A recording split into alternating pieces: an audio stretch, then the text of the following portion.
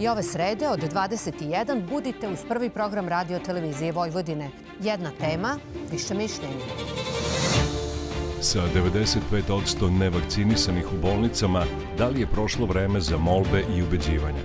Postoji li neki drugi način da izađemo iz epidemijske krize? U signalima naši gosti će biti Virusolog i mikrobiolog Veterinarskog instituta u Kraljevu, dr. Milanko Šekler. Predsednik Udruženja pedijatara Srbije, dr. Georgijos Konstantinidis.